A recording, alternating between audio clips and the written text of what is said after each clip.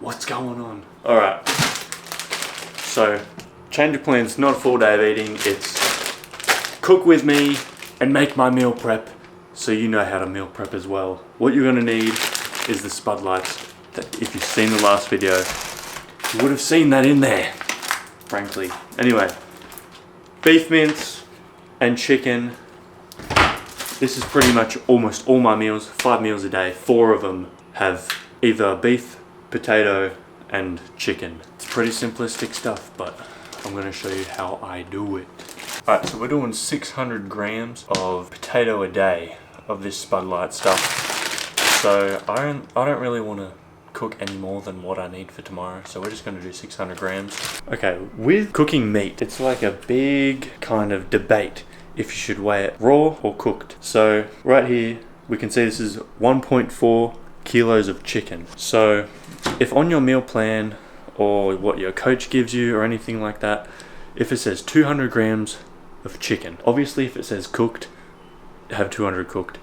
But for me, when I say 200 grams of chicken, I'm meaning 200 grams raw weight. So with each meal that I have with chicken in it, I have 200 grams raw weight chicken breast. So I purposely buy 1.4 or 1.6 because then I can be like, okay, 1.4 kilos of chicken. I need 200 for each meal. That's going to be 7 meals. So I have 3 chicken meals a day.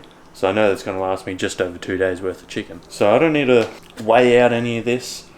I just cook all that, 1.4 kilo, and then I take the weight after, I put it in a big bowl, and then I just divide that by 7.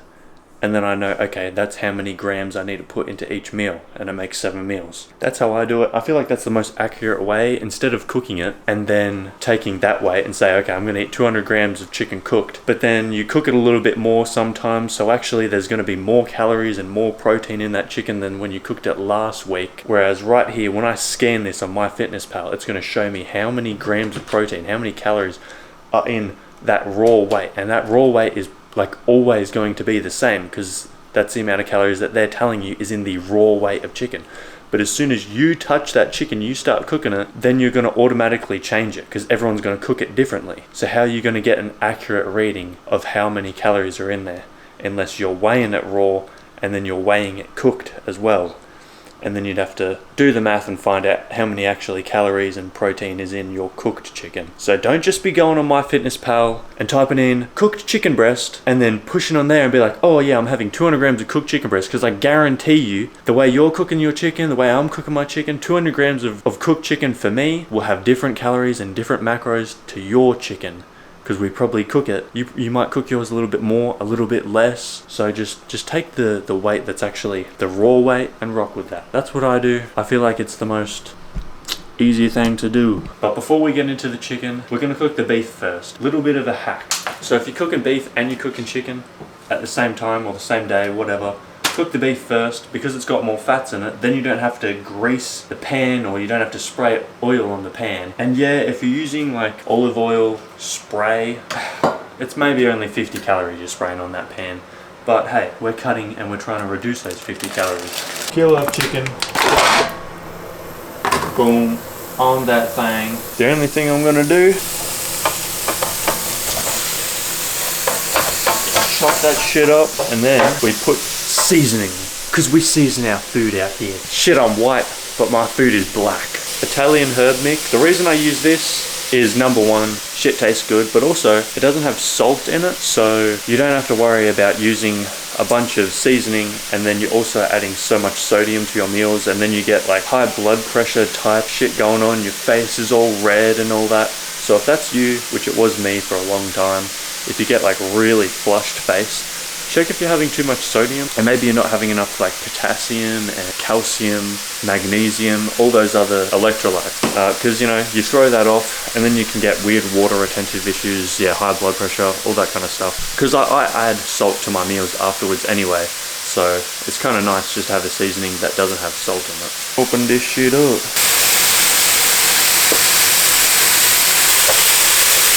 I'm just going to show you guys when that shit's cooked, because I don't do anything else besides just keep kind of mashing at it to make sure that it's cooking evenly and flipping it over and shit. We'll wait till the water's boiled and then we'll do the potato.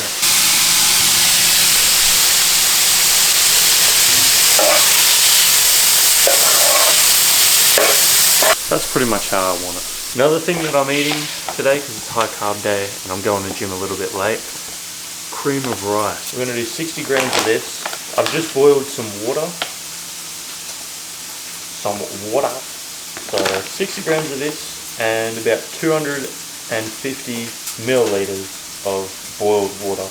Now, what's the reason behind having this before I go to the gym? Well, obviously white rice is a very fast digesting carb. It's a very high on the GI scale, so it's going to spike your insulin, and all those carbs are pretty much going to go straight to your muscle in the form of glycogen, which is the most readily available energy source for your muscles to use as energy when you work out. You might hear people say that, keto and all that is shit for muscle growth.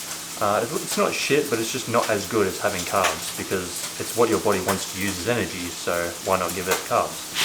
Cream of rice is made out of white rice, but it is rice flour. Pretty much it's just a really fine, kind of like grainy texture. You'll know if you've ever had it before. It's like a powder, so it's gonna absorb very fast because your body doesn't have to break it down like it would with white rice. And even that's like fast, but this is just like super fast. That's what it's looking like. I just get a whisk. Now, I usually just use actual rice flour, like the plain ingredient you can get at the supermarket. See, that's what I mean. I just fucking burnt, well, I didn't actually burn it, but it's just really cooked beef mince now. If I did the same amount cooked every time, it's just lost even more water weight, so there'd actually be more calories per 100 grams. But yeah, I usually use just plain rice flour, and I kind of have to put boiling water in it, and then I still got to put it into the microwave for a minute after. But this brand, it's supposed to taste like Biscoff, but it doesn't taste like Biscoff. It's more just like a caramelly type thing. It's still nice though. I just have to put boiling water in this one, and it's good after a bit of a mix around. That's how I like it. You can see it's a little bit runny, but still decently thick. In the mornings, I'll have this as well, but I'll usually add berries and shit to it. Right now, because I said it's a high day and I'm working out a little bit later, I'm not going to be having my protein shake, my scoop of protein after the workout. I'm just going to put it with this. Seems it's been about 2 hours since I've eaten protein. I kind of want to keep myself in a little bit of a constant fed state of protein, I guess you'd say. Alright, just finished up the beef there. I realized why I need to put the cream of rice back into the microwave when I cook it with just normal cream of rice. That's because I add protein powder to it, and then that makes it more liquidy. So I put this back into the microwave after putting protein in it for like a minute and a half, and then I like overdid it. Probably gonna taste like shit. I also put some sugar-free maple syrup.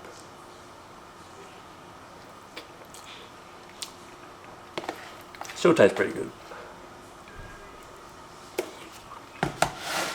For today's workout, it's going to be an upper body day, which I have 2. So today, I'll be able to show you because I got my little journal. I've been writing down all my workouts. Doing 1 set of incline dumbbell, 1 set of a pin-loaded shoulder press, 1 set of dips, 2 sets of side lateral machine, 1 set of rope pushdowns for triceps, 2 sets of preacher curls, 1 set of a single arm cable row, 1 set of a T-bar row, and then 1 set of reverse pec deck. So I pretty much give my entire upper body 1 direct set besides tricep, bicep, and side delt. And I've just been experimenting with this. So I do like 2 sets of preacher for biceps, and then I do dips, which I'm kind of trying to emphasize more on the triceps, so I don't really try and get super deep and really stretch my chest out. It's more just like that top 75% where your triceps are going to be doing most of the work.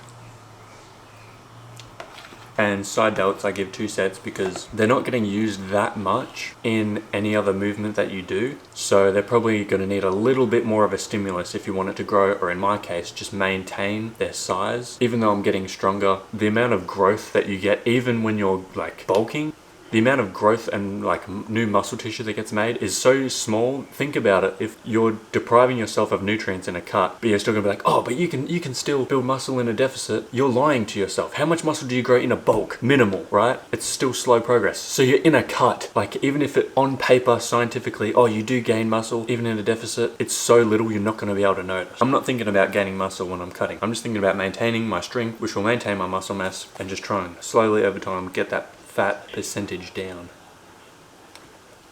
And we're going to do that by eating in a calorie deficit and consistently eating in that deficit, which is why you need to meal prep like this and have everything structured so you know every day what's going in your body. You can do intuitive eating and just be like, oh, I'm going to eat whenever I'm hungry, and that might work for you, and that's awesome if it does. But if you want to take it to that next level, which I want to do, and try and be the biggest version that you possibly can, you're going to need to track your macros, you're going to need to track your calories. I think that's just a given. And some people might not be able to get away with intuitive eating because genetically they just have more ghrelin, the hunger hormone. So if you have more ghrelin than someone else and you intuitively eat, you'll intuitively eat yourself to 200 kilos morbidly obese. Okay, that's why there's so many people walking around fat. They are intuitively eating. They eat as much as they want and then they get fat. Okay, if I intuitively ate, I would be 200 kilos overweight and obese. I have to restrict myself.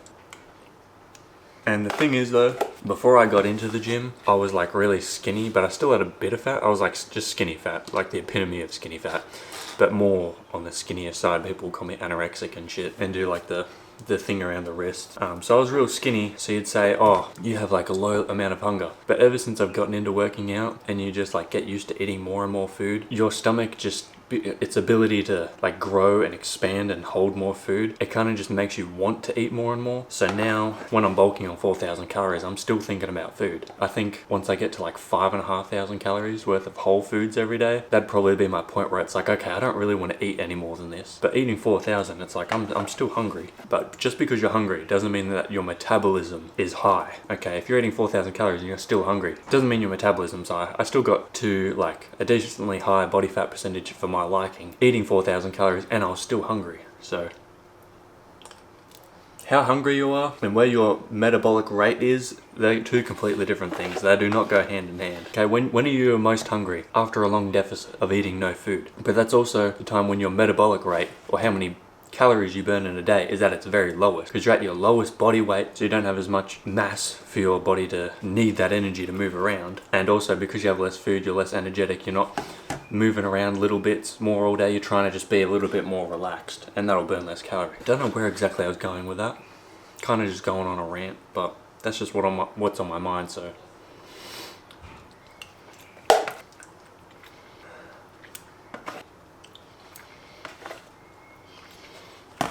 but yeah, with the beef, I cook up a kilo and I eat 250 grams a day.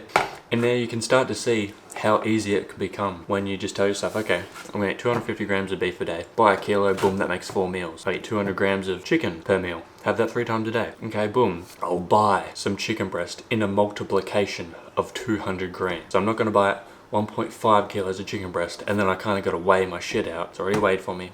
It's easy. I just throw all that shit in the pan, boom, spread it between 7 meals. You track the calories after. Potato is like the one annoying thing that I have to cook, because I actually have to weigh out 200 raw and then cook it. It's still easy, but it's just like when you have to do it so many times in a week, it gets annoying. Okay, so as you could see, made up the meals. So every day we're having 3 chicken meals. Some have potato, some don't. And then we have 1 beef and potato meal. So for this beef meal here, there's 200 grams of potato, 250 grams of 90% lean beef mince, and 100 grams of frozen veggies. So that's 581 cal. Protein in that, 51.7 grams with 32 grams of carbs and 25 grams of fat. So that's like the most fattiest meal of my day besides the 4 eggs in the morning. That's pretty much all my fats are coming from is eggs and beef. And then for the chicken meal, obviously there's less fat, so it's going to be way less calories. The chicken meal, in this one, it ended up being 150 grams of cooked chicken. It lost 25% of its weight. So 200 grams raw, 150 cooked. And then 200 grams of potato, which is like 195 when it's cooked. It's pretty similar. And then there's like 80 grams of broccoli on there. There's only 333 calories. Protein, 49.5. So they're pretty much the same with the protein, but obviously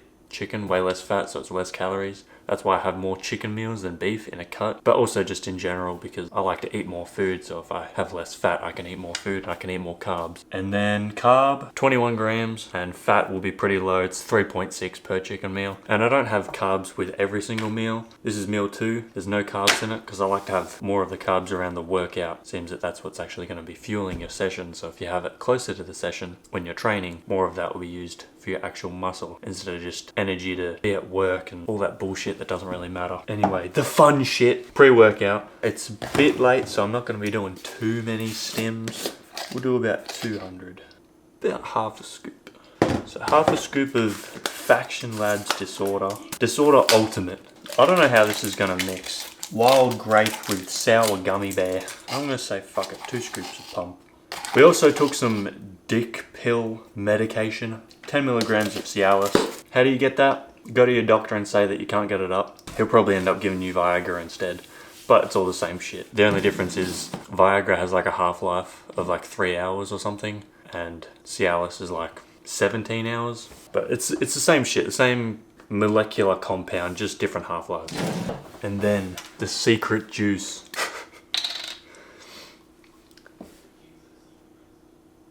Glycerin or glycerol. I think of this as like creatine, but it just works straight away. In terms of like, it brings water into the muscle, which is pretty much similar to what creatine does.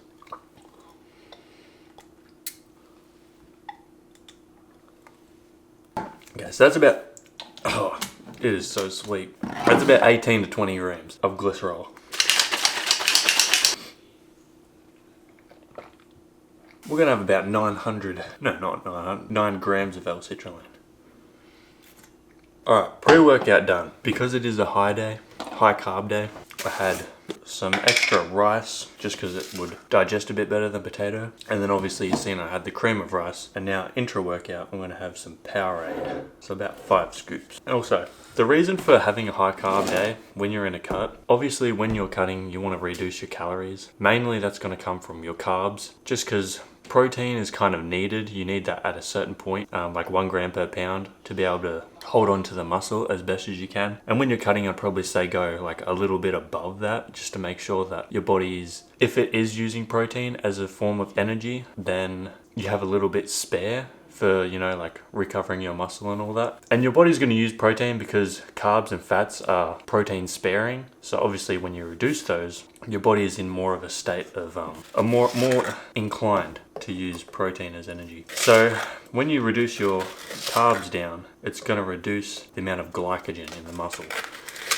And as I said before, that's like the main energy source that your muscles use. So if you get that to a point where your muscles are so depleted of glycogen, they're not going to have enough energy for you to be able to actually progressively overload or at least maintain your strength. High carb day just replenishes that glycogen to make sure that you're going to be able to continue to progress your lifts in the gym and hold on to that muscle that you built. I was doing cheat days, and that was more for like a mental kind of reset. It was just something I craved. But now, you know, I'm almost 8 weeks into the cut, and I kind of want to push it a bit, and I want to be a little bit more methodical with it. So today, it's like 380 grams of carbs. Usually it's at 160. So I'm adding in this many extra carbs today, and then I'll be able to see as the days go on how long it takes before my body weight reaches the same as it was this morning, which was pretty low.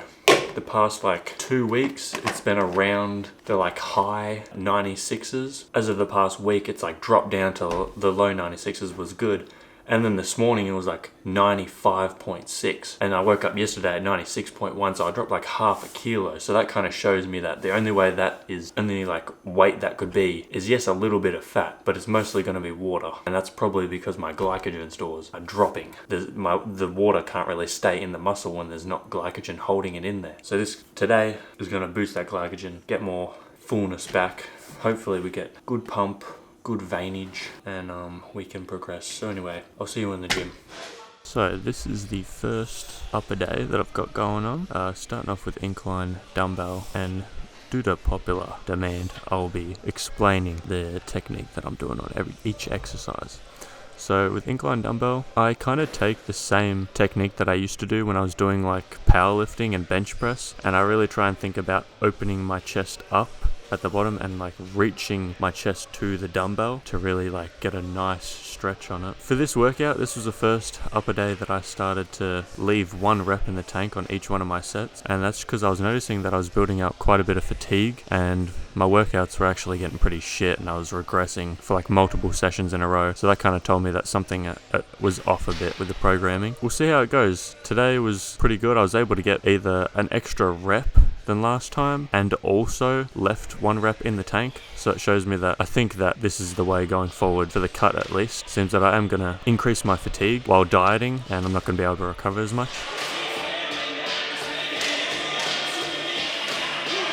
Pin loaded shoulder press. I don't really think this is like something that you really need to think about, like the technical way of how to perform it or anything, because it's a machine. You don't really have to think about doing anything. You're just stable in the machine. You just got to push.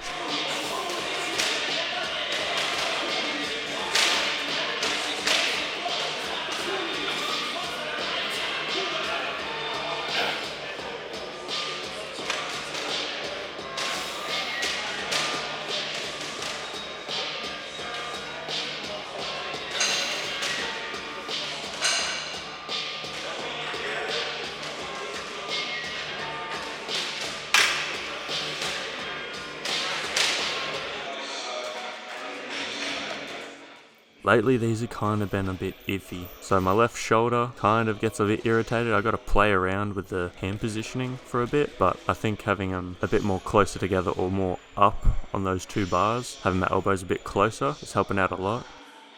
Oh, with the cut, by the way, so just before the high day that I had, that you would have seen just before this workout, I was at 95.6, and then the day before that, 96.1, so we're dropping weight. I started off at 100.7, so that's about 5 kilo down, and it's about to just be, it's almost 8 weeks in right now, so about halfway. I really want to push it these next 8 weeks, hopefully get down to a low 90.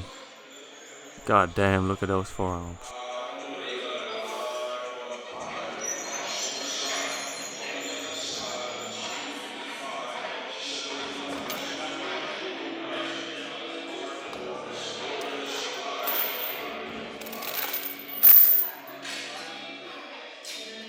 Lateral raises, these have been feeling like shit lately. I don't know what I've been doing differently, but I just don't feel as like comfortable doing the actual reps. They just feel like either the seat position is too high or too low, or I'm too like forward on the machine or back. But as you can see, I did a little bit of ego lifting here. So we got the stack going. I only get like 4 reps, and I do not think I had a rep left in the tank here. I just kind of went to failure because I was like, I need to progress this one. But I'm pretty sure this next set coming up, I did leave a rep in there.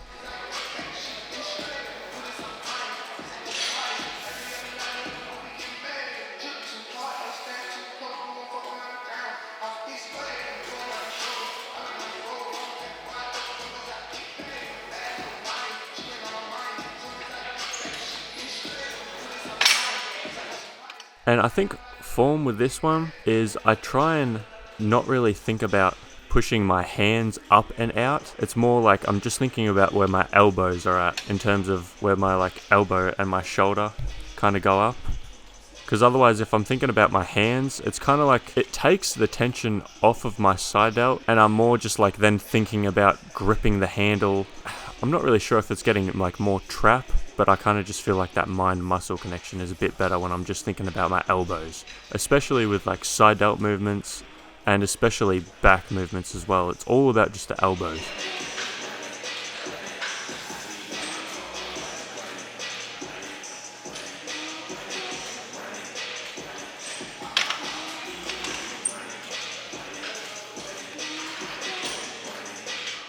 I'll chop my head off here a little bit. I need to get better with the camera angles, but it ain't too bad.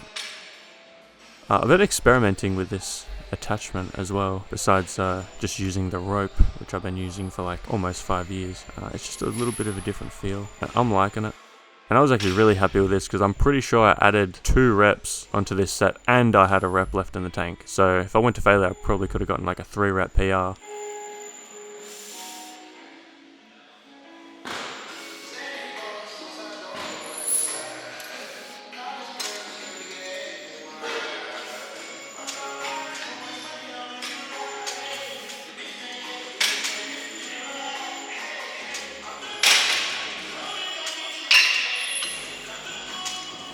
And this was my first like later night workout that I've had in a long time, so might look a little bit lower energy. Look at that guy walking in front of the camera. I don't actually care. We're a strong boy.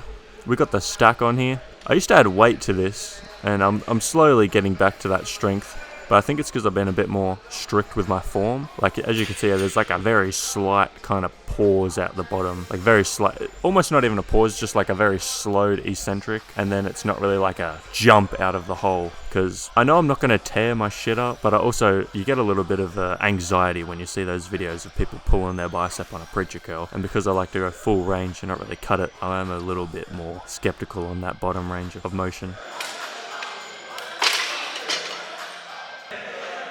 Alright, so this is what I was talking about before with the elbow. So on this single arm, also don't be afraid to go heavy. Okay, I only get 5 reps on this, but it's like your lat and your bicep and your tricep, it's like they're all a muscle, you all train them the same. Don't be thinking, oh, the back, I gotta feel it and squeeze it and do more reps or anything like that.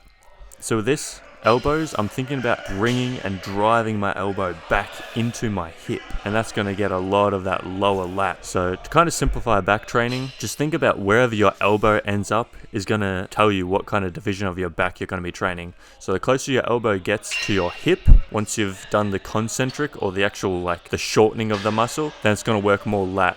And then as soon as you bring that elbow up more to a 45, 90 degree angle, you're going to be working more upper back, more rear delt, more traps and rhomboids.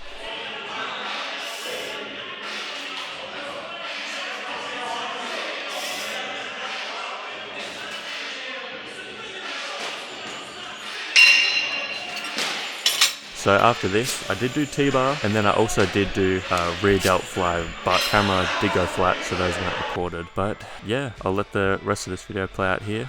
Hope you guys enjoyed, and I'll see you guys in the next video.